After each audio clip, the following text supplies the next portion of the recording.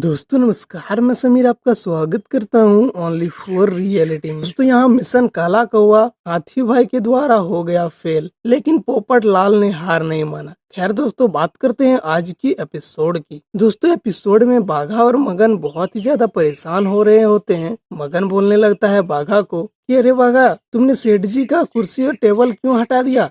सेठ जी आएंगे तो गुस्सा होंगे। तभी यहाँ एंट्री होती है जेठालाल की, और जेठालाल अंदर आके देखता है तो चौंक जाता है कि अरे मेरा कुर्सी और टेबल कहाँ गया। तो इधर बाघा भी डर जाता है। तो फिर बाघा बताता है कि इतना सामान आ गया था ना सेठ जी कि मुझे आपका कुर्सी और टेबल को हटाना पड़ा।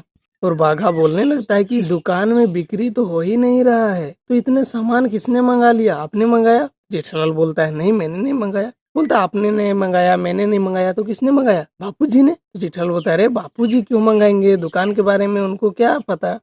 तो फिर सामान आया तो आया कहाँ से इतना सारा? तभी पता चलता है कि ये जो सामान है वो कंपनी वालों ने अपने से भेजा है, उनके पास जगह नहीं था रखने के लिए, इस वजह से। और बाघा और मगन तभी बोलने लगते हैं कि अरे सेठ जी, मेरा एक दोस्त है ना, उसके वहाँ डिलीवरी बॉय का काम है, तो मैं और मगन चल जाऊँ उसके पास काम करने के लिए। तो जेठालाल बोलने लगता है इसका मतलब क्या, तुम लोग गड़ा इलेक्ट्रॉनिक छोड़ रहे हो?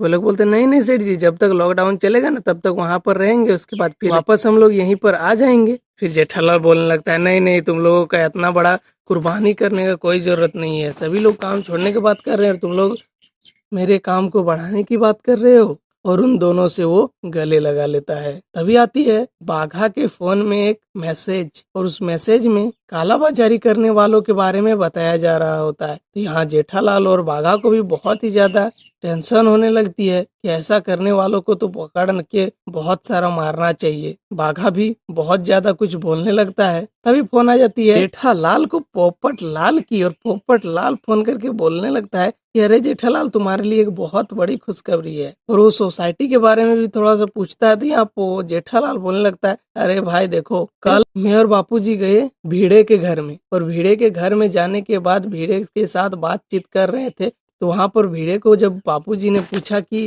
अरे भीड़े, तुझे किस चीज की परेशानी है बताओ, तो भीड़े बोलने लगता है कोरोना है। इतना सुनते ही जेठालाल और चंपकलाल भीड़े के घर से दौड़कर बाहर चले जाते हैं कि भीड़े को कोरोना हो गया है। तभी यहाँ पता चलता है कि नहीं नहीं, भीड़े को तो कोरोना की वजह से टेंशन है, भीड़े को कोरोना हुआ अभी नहीं है। और फिर वे लोग दोनों फिर से वापस आ जाते हैं। भीड़े उन लोगों को बुला करके लेकर के आता है और बताता है कि कोरोना की वजह से टेंशन हो रही है। तो बापूजी उन्हें बहुत ज्यादा समझाने का कोशिश करते हैं, और फिर लास्ट में भीड़े समझ भी जाता है। और फिर इधर पोपटलाल बताने लगता है कि अरे जेठालाल, मैं रेस्टोरेंट में हूँ।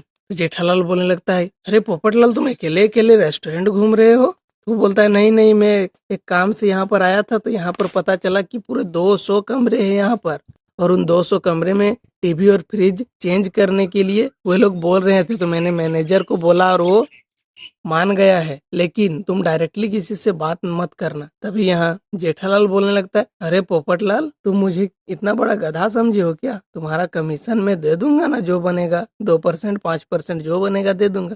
तभी यहाँ पोपटलाल बोलता है कमीशन का बात नहीं है, और यहाँ हो जाती है एपिसोड का एंड। लेकिन दोस्तों नेक्स्ट एपिसोड में जब जेठालाल को पता चलेगा कि उसको तो ऑर्डर मिला ही नहीं है, तब जेठालाल और बापूजी को कितना बड़ा झटका लगेगा, क्योंकि 200 टीवी का ऑर्डर बहुत बड़ा ऑर्डर होता है एक व्यापारी के लिए। पोपटलाल के ऊपर गुस्सा भी होने वाले हैं।